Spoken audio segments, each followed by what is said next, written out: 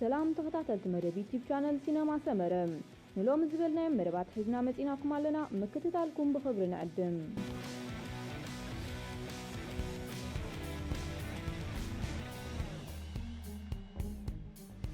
حانت خابتن ودرات كعسو أجري لعل شفنا زهبا هوبات متسحيتات زغنت متسحيت 442 نايز حالف 25 عامتات زبالو 101 سبورتاين زرزر أبقت أتصفيرام كابتون 101 توم 10 قدامت بقدم تختل إزوم زسعب يوم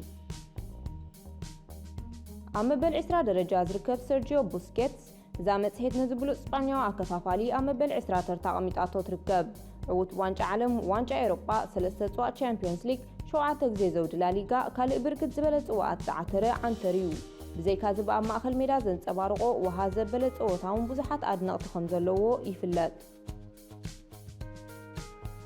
مبل عصر شعته لوكا مودريتش سمو مزلعال ناي قدم علامي وهاري ريدناب اب توتنهام تقملو زنبره سلتي نمودريتش هابو زبل سلتي قد جلبلكا ابز حلفه 5 عامت كلب ريال مدريد نوددرات تشامبيونز ليج 4 غزي تعوتلو زنبره استواصون قليل اينبرن هاغورو كرواتيا ونا وددرات وانጫ عالم 2018 كساب فصامي ክትበጽሕ ልዑል ግደ ዩኔርዎ مبل 18 ኤሪክ ካንቶና ሓደ ካብ ናይ ወትሮ ዓበይቲ ተጻዋቲ ማንቸስተር ዩናይትድ እዩ ሓደ እዋን ሓደ ኣብ ሜዳ ዝሕርቆ ደጋፊ ብቅዲ ካንክፉ ገጽ ቆሊዑ ካብ ሜዳ ከም ዝተባረረውን ዝዝከር እዩ مبل 17 ገብርኤል ባቲስቱታም ብሉጻ መዝጋቢ ሸቶን ንኽትዓክቶ ኣሸጋር ዝነበረ ተጻዋታይ ነይሩ ኣብ ታሪኽ ዋንጫ ዓለም ኣብ ክልተ ውድድራት ፍጻሜ ሃትሪክ ዝሰርሐ እንኮ ዘብል ክብሪ ሰላበሰ ኮኸብ مبل 17 ተርታ ይርከብ 16 لويس فيغوم هاجر البرتغال كاب تحبنلهم زبلصو تጻወትዩ بزنبرو ملكت كعسو انتخلاخلت زي محر مدحن كلوبن هاجرون منبارو يذكر 15 واين روني ኣብ ታሪኽ ማንቸስተር ዩናይትድን ሃገራዊት ጋንታ እንግሊዝን ብሉጽ ኣመዝጋቢ ሸቶን ንኹለን ምስ ክለቡ ዝተወዳደረን ጽዋዓት ክስዕን ዝበቕዐ ሃገር እንግሊዝ ካብ ትምካሓሎም ተጻወትዩ ኣብዚ ግዜ እዚ ምስ ዲሲ ዩናይትድ ዝተባህለት ኣሜሪካዊት ክለብ ናይ ጸወታ ዘመኑ ኣብ ምምላእ ይርከብ مبل 14 ሪካርዶ ካካ ሃገር ብራዚልን ክለብ ኤሲ ሚላንን ካብ ዝሕበናሎም ተጻወታ ሓደ እዩ مبل 14 ተርታሒ ዝርከብ ካካ ብዙውንኖ ኩርናዕ ርእየትን ናይ ምክፋል ብልሕን ናይ ኩዕሶ እግሪ ኑክሌሳዊ ብልሒ ክምሰል ይከኣል ኣብ ናይ 2005 ግጥም ፍጻሜ ቻምፒዮንስ ሊግ ንሄርናንድ ክሬስፖ ዝቆረጸሉ ሕንኒ ካብ ናይ ኩሉ ግዜ ዝበለጸ ኣሲስት ምዃና ብሰፊሑ ይዝረበላ مبل 13 ሪያን ጊግስ ዌልሳውን ውድድር ፕሪምየር ሊግ 13 ግዜ ዝተዓመረ ሪያን ጊግስ ኣብ ፕሪምየር ሊግ ዓብዝና ካብ ዘለዎም ተጻወታ ኣብ ቅድሚት ካብ ዝስርዑ እዩ ቴሪ ሼሪንግሃም ኣብ 2002 ብዛዕባ ጊግስ ንመጽሔት 442 ኣብ ዝሃቦ ቃልውን ኣብ ጋንታኻ ክሮስ ዝገብሩ ሸቶ ዘቕጽሩ ካልእ ዓይነት ተጻወቲ ክህልው ይኽእሉ እዮም ጊግስ ግን ንኹሉ ዘጠቓልል ክብል ወዲስዎ ነይሩ مبل 12 ፋቢዮ ካናቫሮ ኣብ ዝርዝር ባሎን ዲኦር ካብ ዝተዓወቱ ከዋኽብቲ ካብ ዝፈልዮ ነገር ተኸላኻላይ ኮይኑ ነዛ ክብርቲ ሽልማት መልዓሉ እዩ ብመዳይ ቴክኒክን ታክቲክን ከምኡ ኩዕሶን ምምንጣል ዝውንኖ ክእለትን ብርእሲ ኩዕሶ ናይ ምህራም ክእለቱን ሓደ ካብ ወትሩ ዝበለጹ ተኸላኸልቲ ዓለምና እዩ እዚ ንሃገራዊት ጋንታ ጣልያን ብመዝነት ሓለቓ ጋንታ ነዊሕ እዋን ዝኣለያ ተጻዋታይ ኣብ 2006 ንሃገሩ መሪሑ ንጽዋዕ ዋንጫ ዓለም ኢዱ ከም ዘንበረላ ይዝከር مبل 11 ሪቫልዶ ኣብ ተስዓታት ንክለብ ባርሳ ካብ ዝወከሉ ተጻዋቲ ሕልፍ ተጠቃሲ ከምኡውን ትንፋስ ዘይህብን ዝነበረ እዩ ቀታል ተጻዋታይ ምንባሩን ካብቲ ዝጥቀሰሉ እዩ ኣብ 10 ደረጃ ዝርከብ ሮቤርቶ ባጆ ሰለስተ ዋንጫ ዓለም ከሲረ ሰለስቲአን ድማ ብፍጹም ቅላዕን ክብል ሓደ ግዜ ተዛሪቡ ነይሩ ኣብ ፍጻሜ ዋንጫ ዓለም 94 ዝተዋህበቶ ፍጹም ቅላዕ ንግዳም ብምስዳሩ ዋንጫን ብራዚል ይሕሊፉ ዝሃበ ባጆ ብሉጽ ቴክኒካዊ ክእለት ዝተዓደለ ተጻዋታይ ምንባሩን ንሃገራዊት ጋንታ ጣልያንን ንክለባት ጁቬን ሚላንን መሪሑ ኣብ ዘካየዶ ጸወታታት ኣመስኪሩ እዩ ኣብ 9 ደረጃ ዝርከብ ፓውሎ ማልዲኒ ሓደ ካብ ንሃገራዊት ጋንታ ጣልያንን ክለብ ኤሲ ሚላንን መሪሑ ዝተፈላለየ ክብርታት ከልዕል ዝኽኣለ ብሉጽ ሓለቓ ጋንታ እዩ ኣብ ዝተፈላለየ 5 እዋናት ንውድድር ቻምፒዮንስ ሊግ ኤውሮፓ ኢዱ ዘንበረ ምዃኑን ይፍለጥ ኣብ 8 ደረጃ ዝርከብ ኣንድሬስ ኢኔስታ ክለብ ባርሳ ኣብ ትለዓለሉ ግዜ ኣብ እምሮ ዝበዝሑ ኣፍቀርቲ ስፖርት ቅጅል ዝብል ተጻዋታይ እዩ እዚ ወሃዘ ብልክለት ዝውንና ከፋፋሊ ምስ ክለቡን ሃገሩን ንኩሉ ዝተወዳደሩ ዋናጩ ኢሉ ዘንበረ ምዃኑን ዝስሕቶ የለን። ክለብ ባርሴሎናን ተኸተሎ ቅዲ ታክቲካ ከንጸባርቕ ምስ ደቂ ጋንትኡ ልዑል ኣበርክቶ ዝገበረ ኢኔስታ ኣብ ውድድር ዋንጫ ዓለም 2010 ንሃገሩ ዘዕወተት ሸቶ ኣብ ሰኪዔት ሆላንድ ብምዝጋቡን ንስጳኛውያንን ከምኡውን ሆላንዳውያን ኣብ እምርኦም ሓደ ምስሊ ሰኒዱ ምህላውን ይፍለጥ። ኣብ 7ይ ደረጃ ዝርከብ ዛቪ ሄርናንደዝ ኣብ 2006 ኣብ ቀዳሚት ናይ ልምምድ ግዜ ምስ ባርሳ ካብ ዛቪ ኩዕሶ ክምንጥሎ ብዙሕ ግዜ ፈቲነም ኣይከኣልኩን ግን ክብል ተኸላኻሊ ክለብ ባርሳ ዛምብሮታ ብዛዕባ ብሉፅ ከሻነ ኩዕሶ ክለብ ባርሳን ሃገራዊት ጋንታ ስጳኛን ዛቪ ሓደ እዋን ተዛሪቡ ነይሩ።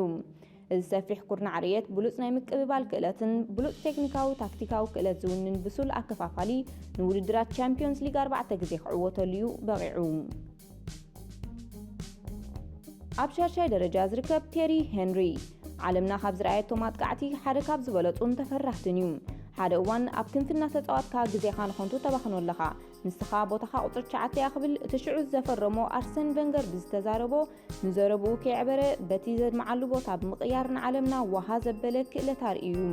እዚ ናይ ክልሊ ኣርሰናል ናይ ወትሩ ዝለዓለ ኣመዝጋቢ ሸቶን 2 ግዜ ድማ ንብሉፅ ተጻዋታይ ፕሪምየር ሊግ ተዓዊቱ ምንባር እውን ይዝከር። ኣብ 5ይ ደረጃ ዝርከብ ሮናልዲኒዮ ጉቾ ቆልዓ ከለኹ ምስ ከልበይ ኩዕሶ እናተጻወትኩ ነብሰይ ስሒለያ ክብል ኣብ 2002 ንመጽሔት ፎርፎርቱ ሓቢሩ ምንባሩ ይዝከር። ዝበዝሑ ተጻዋቱ ኩዕሶ እግሪ ዓለምና ከም ሮናልዲኖ ብሉፅ ክእለትን ምልከት ኩዕሶን ዝውንን ተጻዋታይ ከም ዘየለ ዝሰማምዕሉ ነጥቢ ምዃኑን ይፍለጥ። 4ይ ሮናልዶ ኣብ 99 ንብራዚል ወኪለ ጸወታይ ከካይድ ከለኹ ሞዴሌ ዝነበረ ሮናልዶ እዩ። ድሕሪ 18 ዓመቱን ከምኡ ዋላ ሕጂ እውን ኣብ ጥቑኡ ክቐርብ ከለኹ ቁርብ ሕፍረት ይስምዓኒ ክብል ሮናልዲኒዮ ነቲ ሓደ ካብ ውሕዳት መዳርግቲ ዝርከብዎ ብራዚላዊ ኣጥቃዓይ ክውድስ ተሰሚዑ ነይሩ። ብዘይካዚ ብራዚላዊ ሪቫልዶ እውን ሮናልዶ ልዕሊ ጎልን ዋንጫን እዩ ጅግና ክበሃል ይግብኦ እዩ ናይ ብርኪ ማህረምቲ ተዘይጋጥሞ 5 ባሎን ዲኦር ምተዓወተ ክብል ጠቒስዎ ነይሩ። ኣብ 3ይ ደረጃ ዝርከብ ዚነዲን ዚዳን ኣብ ስታቲስቲካዊ ጸብጻቡ ተዓዚብና እዚ ብሉፅ ፈረንሳዊ ኣከፋፋሊ ብገምጋም ካብ 6 ጸወታታት ሓንቲ ሸቶ የመዝግብ ነይሩ። እዚ ኣመዛዘመ ዋንጫ ዓለም 98 ኣብ ልዕሊ ብራዚል 2 ሸቶታት ብምዝጋብ ንስዕረት ብራዚል ዓቢ ዕጃም ዘበርከተ ኮኸብ ኣከፋፋሊ ኣብ ኩዕሶ ዝነበሮ ምልከትን ብሉፅ ናይ ምትላል ክእለቱን ውሃ ዘበለ ምንባሩ ይዝከር። ኣብ 2ይ ደረጃ ዝርከብ ክርስቲያኖ ሮናልዶ ፖርቱጋላዊ ብሉፅ ተጻዋታይ ንዕውት 5 ግዜ ባሎን ዲኦር እዩ። ብዘይካዚ ውድድር ቻምፒዮንስ ሊግ ኤውሮጳ 5 ግዜ ዝተዓወተሉ ምዃኑ ይፍለጥ። እዚ ንክለባት ሪያል ማድሪድን ማንቸስተር ዩናይትድ ስፖርቲንግ ሊዝበን ጁቬን ከምኡውን ማልያ ሃገራዊት ጋንታ ፖርቱጋል ወዲዩ ብዙሓት ወናጩን እልቢ ዘይብሎም ጎላትን ከመዝግብ ዝኽኣለን ኣብ ዝሓለፈ 10 ዓመታት ምስ ኣርጀንቲናዊ ሊዮነል ሜሲ እናተበራረዩ ንዝተፈላለዩ ውልቃውን ሓባራውን ሽልማታት ስፖርት ክበራረይሉ ምጽንሖምን ኩሉ ኣፍቃሪ ስፖርት ዝፈልጦ ሓቂ እዩ። ቀዳማይ ደረጃ ሒዙ ዘሎ ሊዮነል ሜሲ ክርስቲያኖ ሮናልዶ ራፋኤል ናዳል ተኮይኑ ሜሲ ድማ ሮጀር ፌደረር ይክብሉ ጋዜጠኛታት ንውድድር ናይዞም ዓለምና ኣብ 25 ዓመታት ካብ ዝረኣየቶም ብሉጻት ተጻወቲ ብቕዓቶም ከይቀነሰን ልዕሊ 10 ዓመት ዝቐጸለ ብሉጻት ተጻወቲ ይገልጾም። እዚ ኣርጀንቲናዊ ብሉጽ ተጻዋታይ 4 ጽዋዕ ቻምፒዮንስ ሊግ ዝርከቦ ብዙሓት ዋናጩ ከልዕል ከሎ ብስሙውን ንክለቡን ሃገሩን ብዙሕ ሸቶታት ዘቑፀረ ብዙሕ ክብርታት ዝተጎናጸፈን ኮይኑ በዛ መጽሔት ኣብ ቀዳማይ ደረጃ ተቐሚጡ ይርከብ። ፔፔ ጓርዲዮላ ክሳብ ሕጂ ምስ ሜሲ ዘይምህላዊ ማርያት ተሓሳስበኒ ክብል ሓደ እዋን ተዛሪቡ ነይሩ። ብዘይካዚ ዛ መጽሔት ንግብፃዊ መሐመድ ሰላሕ ኣብ 100 ተርታ ኣብ 93 ኒያ ቱረም ኣብ 89 ካርሎስ ቴቨዝ ኣብ 87 ፍራንክ ሪበሪ ኣብ 84 ንዲዲየር ድሮግባ ኣብ 82 ንፌርናንዶ ቶረስ ኣብ 80 ሳሙኤል ኤቶ ኣብ 79 ማኑኤል ኑዌር ኣብ 78 ኤደን ሃዛርድ ኣብ 77 ሽናይደር ኣብ 62 ዳኒ አልቨስ ኣብ 55 ዝላታን ኢብራሂሞቪች ኣብ 44 ሩበን ኣብ 40 ካሲላስ ኣብ 34 ጀራርድ ፒኬ ኣብ 30 ሉዊስ ስዋረዝ ኣብ 25 ጂያን ሉጂ ቡፎን ኣብ 24 ሰርጂዮ ራሞስ ሰሪዓቶም ምህላውን ይፍለጥ። ዝኸበርኩም ተኸታተልቲ መደብ ዩቲዩብ ቻናል ሲነማ ሰመረ ንሎሚ ዝበልናዮ መደባት ኣብ ዝወዲእና ኣለና። ጽባሕ ብኻልእ መደባት ይራኸበና ተስተናዩ።